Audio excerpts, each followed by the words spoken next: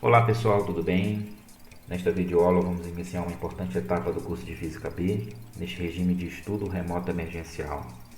O tema que abordaremos aqui é cinemática das rotações.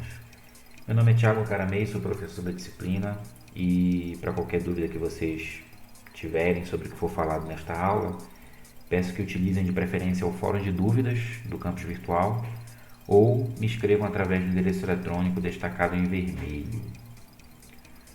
Estão prontos? Então vamos começar.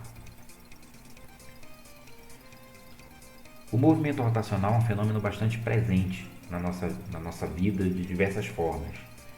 Nossa experiência diária nos coloca o tempo todo diante de movimentos como este, quer seja quando abrimos uma porta, quando apertamos um parafuso ou quando ligamos um ventilador de teto, só para citar alguns exemplos. Nas próximas aulas, vamos aprender a descrever esse tipo de movimento, conhecendo os principais conceitos físicos necessários para isso. E o primeiro deles que vamos falar aqui é o conceito de corpo rígido. Um corpo rígido é um corpo material que, com boa aproximação, pode ser considerado indeformável. Isto é um corpo no qual as distâncias relativas entre suas partículas permanecem constantes. Essa é uma simplificação que vai ser válida para todas as situações que nós vamos analisar aqui dentro do estudo de rotações. Para entender um pouco melhor as propriedades do corpo rígido e das rotações, a gente pode colocar a seguinte pergunta: quais os movimentos possíveis para um corpo rígido? O primeiro deles é um movimento com o qual vocês já estão familiarizados, que é a translação. O que acontece no caso da translação? Todos os pontos do corpo em movimento se movem juntos, realizando o mesmo deslocamento para o mesmo intervalo de tempo. E como eles seguem todos trajetórias equivalentes e paralelas, como vocês estão vendo, o movimento do corpo reduz-se então ao movimento de um único ponto material. Essa é uma propriedade das translações. E é por essa razão que nas translações é muito conveniente tratarmos o movimento de um corpo rígido arbitrário de massa m como o movimento de uma partícula de massa m. Aqui é uma distinção importante com respeito às rotações, como a gente vai ver mais para frente. Já que nas rotações isso não é possível. Não é possível desprezar as dimensões do corpo. Ou seja, se esse automóvel que vocês estão aqui ilustrado, se ele estivesse efetuando uma rotação em vez de translação, nós teríamos que levar em conta as dimensões dele. Isso talvez seja intuitivo para vocês agora, mas vai ficar muito mais claro a partir do que a gente vai discutir em detalhes mais para frente. O que acontece na rotação? Na rotação, os pontos do corpo já não se movem mais juntos, em bloco, como acontece lá na translação. Uma vez que, para efetuar uma rotação, a gente precisa fixar um ou mais pontos para definirmos a referência ou o eixo em torno do qual a rotação se dará. E exatamente esse ato de fixar um ou mais pontos que vai distinguir os dois tipos diferentes de rotação que nós vamos ter em 3 dimensões. No primeiro caso, a gente fixa um único ponto no corpo. Esse ponto, na figura que vocês estão vendo, é dado por O, esse ponto fixo. Assim, o que acontece? Todos os demais pontos do corpo vão girar em torno de O. E se tomarmos um ponto particular no corpo, este ponto estará obrigado a se mover ao longo de uma superfície esférica imaginária. Então, um elemento de massa, uma partícula do corpo, nesse ponto, ela se moverá ao longo dessa superfície esférica, ela estará obrigada, o movimento dela está restrito ao longo dessa superfície esférica. E a posição da partícula poderá ser localizada então por meio de 2 ângulos, ou 2 coordenadas angulares.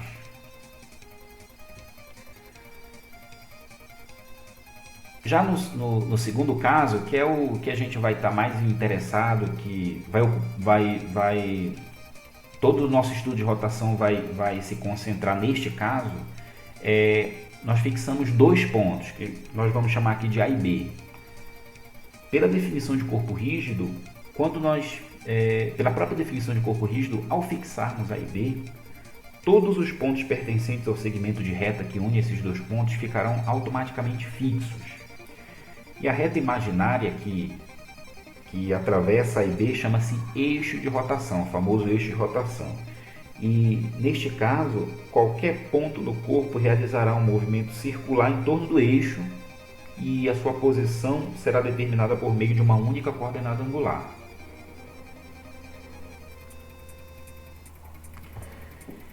E por fim, e só a título de curiosidade, o movimento mais geral de um corpo rígido, que é uma combinação entre uma translação e uma rotação, não necessariamente nessa ordem.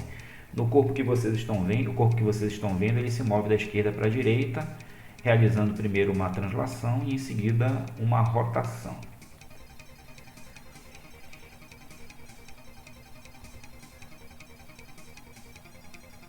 Vamos considerar o corpo rígido ilustrado nessa figura, que gira em torno de um eixo fixo que está passando por esse ponto O. Nós estamos olhando ele de cima, certo? Ao longo da direção do eixo, que é perpendicular ao plano da tela. E o sentido da rotação é o anti-horário, conforme indicado aí na figura. Agora vamos considerar um pequeno elemento de massa do corpo, uma partícula P que está situada a uma distância r desse eixo de rotação.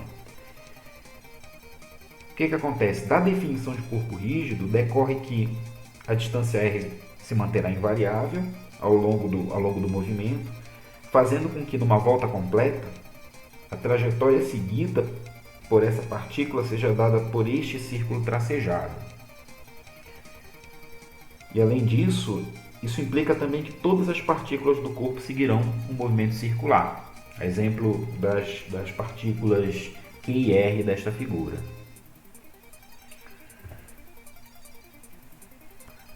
Então vamos voltar aqui à situação inicial para dizer o seguinte: se este corpo executar uma rotação de um certo ângulo comparado a essa linha de referência que passa pelos pontos O e P, o que nós vamos ter? Nós vamos ter uma rotação de um ângulo θ subentendido no comprimento de arco S. Nós sabemos como relacionar essas duas grandezas. Sabemos que o comprimento de arco e o ângulo percorrido se relacionam da seguinte forma, ou seja, S é igual a R vezes θ. A unidade de medida que a gente usa para ângulos é o radiano, que é definido como o ângulo em que o comprimento de arco correspondente é igual ao raio.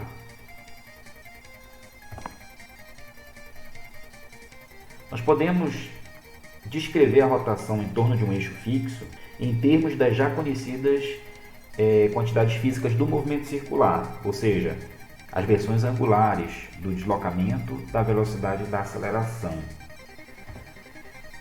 E a primeira dessas variáveis cinemáticas que nós vamos introduzir aqui é exatamente o deslocamento angular.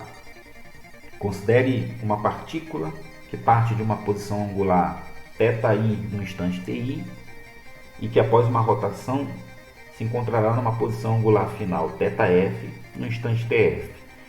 O deslocamento angular será simplesmente a diferença entre θf e θi. E a segunda variável cinemática que nós vamos ver aqui é a velocidade angular, que é denotada pela letra grega ômega. A velocidade angular média vai ser a razão entre o deslocamento angular e o intervalo de tempo em que ele se deu. A velocidade angular instantânea vai ser a velocidade média no limite em que o intervalo de tempo tende a zero. Ou seja, poderá ser escrita como a derivada no tempo da posição angular. E além disso, nós teremos também a velocidade linear da partícula, que vai ser dada pela derivada temporal do comprimento de arco.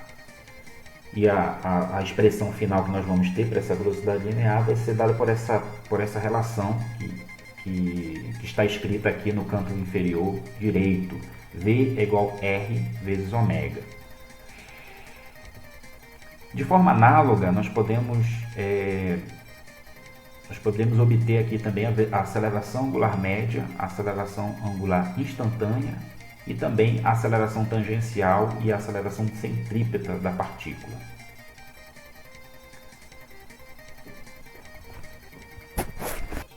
E por fim, outra grandeza física que nós iremos apresentar aqui é a energia cinética rotacional. Para obtê-la, vamos considerar um corpo rígido formado por N partículas que estão girando em torno de um eixo fixo.